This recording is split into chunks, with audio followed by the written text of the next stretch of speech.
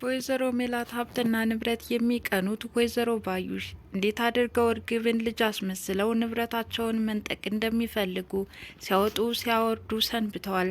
ምንም እንኳን የዲኤንኤ ምርመራ ይደረግ ቢባልም ወይዘሮ ባዩሽ ግን የተማመኑበት ስላላቸው እንዲደረግ እንደውም ግፊታቸው በከፍተኛ ሁኔታ ጨምሯል። በዚህ ሁኔታ ሳይታሰብ ከውጭ ሀገር የነሀና አባት ተከስቷል። የነሀና አባትም እንዳያት ነበረ ልጄ ነሽ በማለት አቅፎ የሳማትና ፍቅር የሰጣት። ለእርግብ ግን ከፍተኛ የሆነ ድንጋጤን ፈጥሮባታል። እንደውም ልጄ ሀና ናት እንጂ እርግብ አትመስለኝም በማለት ለወይዘሮ ሜላትም በእርግጠኛ ሀና ልጃቸው እንደሆነች ለወይዘሮ ሜላት ነግረዋታል። ወይዘሮ ሜላት ግን ሀና ሀብት ንብረቴን በመፈለግ የፈጠረችው ተንኮል እንጂ በትክክልም ሀና የኔ ልጅ አይደለችም፣ ልጄ እርግብ እንጂ ሀናን አላውቃትም በማለት አሁን በክርክር ላይ ናቸው። አቶ መስፍኔ ግን ልጃቸው ሀና እንደሆነች ውስጣቸው ስለነገራቸው ምን ችግር አለው ታዲያ በምርመራ ይረጋገጣል በማለት አሁንም መመርመር እንዳለባቸው አበክረው ተናግረዋል። ብቻ የአቶ መስፍኔ ወደ ቤት መምጣት ነገሮች እንዲቀያየሩ አድርጓቸዋል። ሰላም ጤና ይስጥልን ውድ የቻናሌ ቤተሰቦች እንደምናላችሁ በያላችሁበት በዓለም ዳርቻ ሰላማችሁ ይብዛ እያልኩኝ ኖላዊ ክፍል 44 ካየናቸው ውስጥ አጠር አድርጌ ለማቅረብ እሞክራለሁኝ። እንግዲህ እርግብና ባዩሽ በተመካከሩት መሰረት የወይዘሮ ሜላት የጓደኛዋን ንብረት እንዴት አድርጋ የግሏ ማድረግ እንደምትፈልግ እያወጣችና እያወረደች ነው። በዶክተሩም ተማምናለች። ምርመራው ይደረግ በማለት በግፊት ላይ ናት። ነገር ግን ወይዘሮ ሜላት እርግብን ልጇ አድርጋ ሀናን እንዳጭበርባሪ ንብረታቸውን ስለፈለገች እንደዚህ አይነት ነገር እንደፈጠረች አድርገው እንዲያስቡ አድርጓቸዋል። ታዲያ ወይዘሮ ሜላት ሀናን ፊት እንደነፈጓት የተመለከቱት ወይዘሮ ባዩሽም የልብ ልብ ተሰምቷቸዋል። ያሰብኩት ተሳክቶልኛል፣ በቃ እኔም ይህን ነበር የምፈልገው፣ እዚህ ልክ ካመንሽልኝ ምን እፈልጋለሁ እያሉ ይገኛሉ። የዲኤንኤ ምርመራ እርግብን ቢያስፈራትም ወይዘሮ ባዩሽ ግን የተማመኑበት ነገር አለ። ብቻ እስካሁን ምርመራው መደረጉ ላንቺም ቢሆን ጥሩ ነው በማለት ምርመራው እንዲደረግ ወይዘሮ ሜላትንም እያበረታቷት ይገኛሉ። የወይዘሮ ሜላት ልጆችም ሀናን እጅግ አድርገው ይወዷታል። ምንም እንኳን ደሟን ታድጋ ሕይወቷን እያተረፈቻት ብትሆንም ሀና ሙሉ በሙሉ ታሪኳን እርግብ እንደዘረፈቻትና የጠፋችው ሀሴት እሷ እንደሆነች ከነገረቻቸው በኋላ ምርመራ እንዲያደርጉ ግፊት እያደረጉ ይገኛሉ። ታዲያ ወይዘሮ ሜላትም ምንም እንኳን ደስተኛ ባይሆኑም የልጆቻቸውን ፍቃድ ለማድረስ ሲሉ በጉዳዩ ተስማምተዋል። ታዲያ ምርመራውን ሊያደርጉም ተቀጣጥረው ሲያበቁ ሀና አባቷ ስለታመመባት ሆስፒታል ነበር ያሳለፈችው። ይሄ ነገር በትክክልም እያጭበረበረቻቸው እንደሆነና አውቃ እንዲስተጓጎል እንዳደረገች በንዴትና በቁጣ ይናገራሉ። ታዲያ የስራ ቦታዬ ብላ ወደ እነ ወይዘሮ ሜላት ቤት ስትመለስ የጠበቃት ነገር ነበረ። አውቀሽ እያጭበረበርሽ እንደሆነ ተረድቸዋለሁ። ይኸው እውነታ ቢኖርሽ ኑሮ በቀጠሮ ሰዓትሽ ባላሳለፍሽ ነበረ። ከዚህ በኋላ ልጅ ነኝ እያልሽ የምትፈጥሪውን ትርክት ልታቆሚ ይገባል። ከልጆቼ ጋርም ሰላም ነሳሽኝ በማለት ይጮሁባታል። ሀንዬም ስላረፈደችበትና የቀጠሮ ሰዓቱን ስላሳለፈችበት ጉዳይ ለማስረዳት ብትሞክርም ወይዘሮ ሜላት ግን መስሚያ ጥጥ ነው ያሉ ይመስላሉ።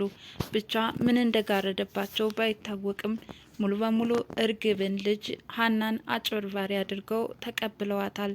እንግዲህ ቤተሰቡ በዚህ ትርምስምስ ሆኖ ሳለ ነው አባት ሳይታሰብ ከውጭ ሀገር ከተፍ ያለው።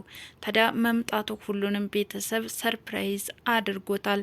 ልጆች እንዴት መጣህ እያሉ በጥያቄ ቢያጣድፉትም በተፈጠረው ችግር ከጎናቸው ሊሆን እንደመጣም ይናገራል።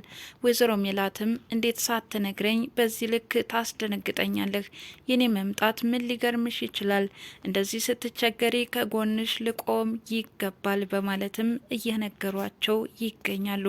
ታዲያ የአቶ መስፍኔ ወደ ቤት መከሰት ለልጆቻቸው ብስራት ቢሆንም ለእርግብ ግን ከፍተኛ የሆነ ድንጋጤን ፈጥሮባታል። ከበር እንደገቡ የተቀበለቻቸውን ሀና ልጄ በማለት ሲስሟትም ተደብቃ ትመለከት ነበረ። ታዲያ የልጅና የአባት ስሜት እየተሰማቸው ሁለቱ በመገረም አባቷን ስትመለከተው ነበር። ሀንዬ ይህ ነገር በጣም አስደስቷታል። ወይዘሮ ሜላት ልጅ አይደለሽም በማለት የሚገፈትሯት ሀና በአባቷ በኩል ግን ልጅ እንደሆነች ተቀባይነትን አግኝታለች። ልጅ ግን በመገረም ስትመለከታቸው ነበረ። ታዲያ ምንም ግር ቢልሽ ከ16 ዓመት በኋላ ነውና ያገኘውሽ ምንም አይደንቀኝም በማለትም ሙሉ በሙሉ ተቀብለዋታል። እርግብን ግን ወዲያው እንዳዩ ነበረ ወይዘሮ ሜላት ሰራተኛ መቅጠር ትችላለች በማለት ሰራተኛቸው እንደሆነች ያናገሯት። ለገንዘብ ብለሽ ያልሆነ ወንጀል ባትሰሪ ጥሩ ነው። ለማንኛውም አንቺ ወጣት ነሽ፣ ገንዘብ አጓጉቶሽ አሁን እየሄድሽበት ያለሽው መንገድ በጣም ስህተት ነው፣ ገደል ይከትሻልም በማለት እየመከሯት ነበር። እርግብም እንደማታውቅ በመሆን ስለምን እያወሩ እንደሆነ አላውቅም በማለት ሸመጠጠች። አቶ መስፍኔም ህመምተኛ አባት እንዳሉሽ ሰምቻለሁኝ፣ ለሳቸው ብለሽ እንደዚህ አይነት ወንጀል እንደምትሰሪም አውቃለሁ በማለት ይናገሯታል። እርግብም አቶ መስፍኔ ስለምን ጉዳይ እያወሩ እንደሆነ እንዳልገባት አድርጋ ትመልሳለች። እርግብ ሀና በምናሴና በሰላም ፊት ምን ያህል ተቀባይነትና በልባቸው ውስጥ እንዳለች ጠንቅቃ የምታውቀው ከነሱ ህይወት እንዴት አድርጋ መነጠል እንዳለባት እያወጣችና እያወረደች ነው። ታዲያ የሰላም አባትም ሆነ ሰላም ሀና ስለሰጠቻት ደም ሲያወሩ ስለሰማች ስለ ደም መስጠት ደጋግማችሁ የምታወሩት ምን አዲስ ነገር አለው በማለት ጉዳዩን ለማቅለል እየሞከረች ነበረ። ሰላም ግን የእሷ የደም አይነት በቀላሉ ማግኘት እንደማይቻልና ደሟን ሰጥታ ህይወቷን ስለታደገቻት እያመሰገነቻትና በጣም መልካም ልጅ እንደሆነች እየገለጸችላት ነበረ። ታዲያ ደጋግማ የምትጠይቀው ጥያቄ ከኔና ከሀና ማንን ትወጃለሽ የሚለው ጥያቄዋ ነው። ከዚህ በፊትም እንደጠየቀቻት ሀናን በጣም ከልቧ እንደምትወዳት ገልጻላት ነበረ። ዛሬም ቢሆን እህትሽ ማን ቢሆን ትፈልጊያለሽ በማለትም ጠይቃት ነበረ። ሰላምም ሀንዬ እንደሆነች ምርጫዋ ትናገራለች። በዚህ የተናደደችው እርግብም እኔንስ አትወጅኝም ማለት ነው እያለች በጥያቄ እያጣደፈቻት ነበረ። ሰላምም ምርጫሽን ተናገር ያልሽኝ በቃ ምርጫዬን የነገርኩሽ ከዚህ በኋላ አትጨቅጭቂኝ በማለት ትታት ለመውጣት ተገዳለች። ሀና ከቁም ሳጥን እቃ ፍለጋ ላይ ናት። ድንገት የተከሰተችባት እርግብም ታስደነግጣታለች።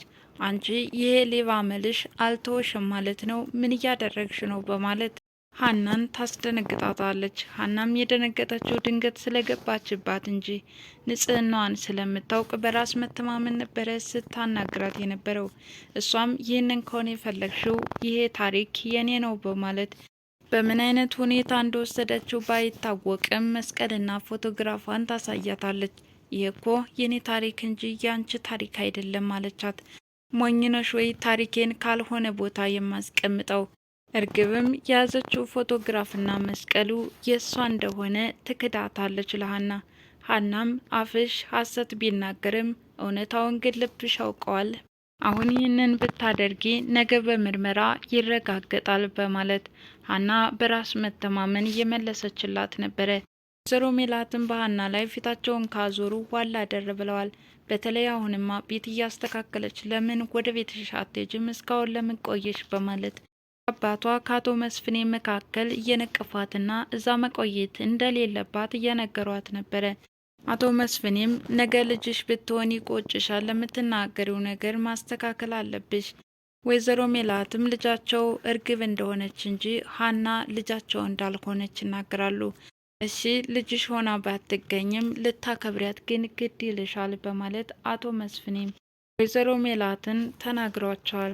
አቶ መስፍኔ ሁለቱንም ልጆች በመጠየቅ አንዳንድ ነገር ማወቅ ስለፈለጉ ሀናና እርግብን ቁጭ አድርገው ሲያናግሯቸው ነበረ። ትክክለኛውን ነገር ለማወቅ ይረዳቸው ዘንድ ሁለታቸውንም አንዳንድ ጥያቄዎች እየጠየቋቸው ነበረ። በተለይ ሀና ወደዛ ቤት የገባችበት ምክንያት ምን ሊሆን ይችላል? ገንዘብ ፈልገሽ ነው አይደለ? አባትሽን ለማሳከም እኮ እዚህ መምጣት አይጠበቅብሽም ነበር በማለት ጠይቀዋታል። ሀናም ልጅ ነኝ ያለችበት ምክንያት ገንዘብ ፍለጋ ሳይሆን በትክክልም ልጃቸው እንደሆነች ትናገራለች። ምርመራውም ቢሆን እውነታውን እንድታውቁ ይረዳችሁ ከሆነ እንጂ በሕይወቴ ግን አንዳችም ለውጥ አያመጣም። አባቴ በጣም ጥሩ ሰውና ደግ ነው፣ ሰው ሁሉ ይወደዋል፣ ለሌሎችም ይተርፋል በማለት አቶ ኖላዊን እያመሰገነችና ወደ እሳቸው መሄድ እንዳለባት በቁጣ ነበረ የተናገረቻቸው። እርግብም ስለ ሀና አባት ለመተረክ ምን ይህን ያህል ጊዜ ያስፈልጋል በማለት በንዴት ስትንጨረጨር ነበር የተመለከትናት። እንግዲህ ኖላዊ ክፍል 44 ከተመለከትናቸው ውስጥ ዋና ዋናዎቹ እነዚህ ናቸው። በሚቀጥለው ክፍል እስከምንገናኝ ድረስ መልካም ጊዜ ይሆንላችሁ እያልኩኝ ለዛሬ ተሰናበትኳችሁ። አመሰግናለሁ። በወይዘሮ ሜላት ሀብትና ንብረት